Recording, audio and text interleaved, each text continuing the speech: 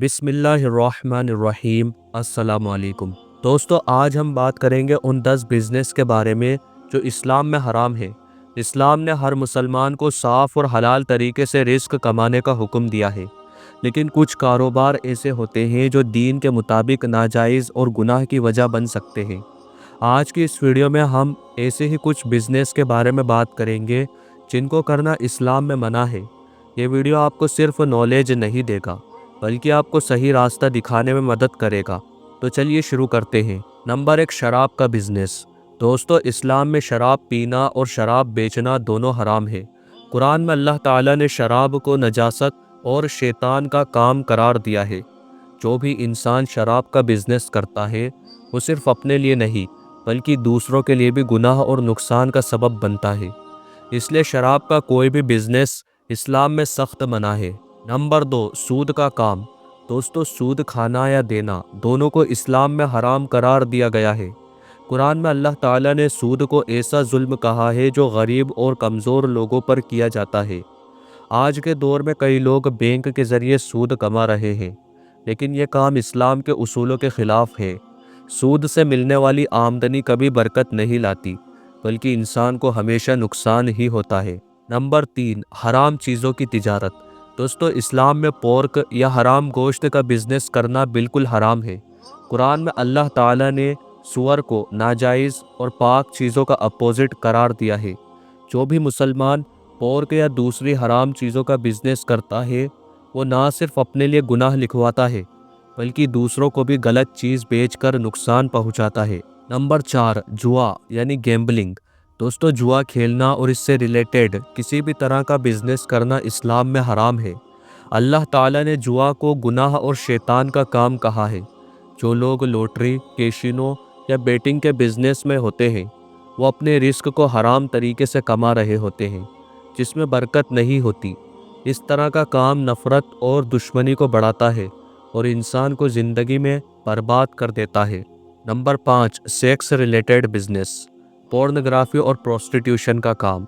दोस्तों, इस्लाम ने शर्म और हया को इंसानी ज़िंदगी का एक अहम हिस्सा बनाया है।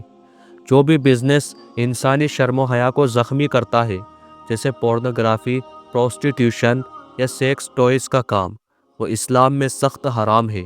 ऐसे बिजनेस इंसान के अखलाक को तबाह करते हैं और समाज में फसाद और बुरी आदतों को फैलाते हैं। नंबर 6, धोखाधड़ी और फ्रॉड का बिजनेस। दोस्तों, इस्लाम में किसी को धोखा देना या फ्रॉड करना कभी जायज़ नहीं है। जो लोग गलत चीज़ को सही दिखाकर बेचते हैं या झूठी मार्केटिंग करके लोगों को गुमराह करते हैं, वो इस्लाम के उसूलों के ख़िलाफ़ काम करते हैं। अल्लाह ताला ने कुरान में फरमाया है कि धोखेबाज लोग कभी फलाह नहीं पाते। नंबर 7, हराम एंटरटेनमेंट, म्यूज़िक और डांस क्लब। दोस्तों, इस्लाम में ऐसे बिजनेस जो हराम एंटरटेनमेंट को प्रोमोट करें, जैसे नाइट क्लब्स, डांस क्लब्स या हराम म्यूज़िक का काम, ये तमाम बिजनेस इस्लाम में हराम है। इस्लाम एक पाक ज़िंदगी जीने का तरीका सिखाता है और ऐसे बिजनेस इंसान को गुनाहों की दुनिया में ले जाते हैं। नंबर 8, रिश्वत। दोस्तों, इस्लाम में रिश्वत देना और लेना दोनों हराम है। ये एक ऐसा काम है जो इंसाफ का गला घोट देता है। जो लोग अपने बिजनेस में रिश्वत का सहारा लेते हैं या रिश्वत लेकर फैसले करते हैं, वो अल्लाह के गुस्से का शिकार होते हैं।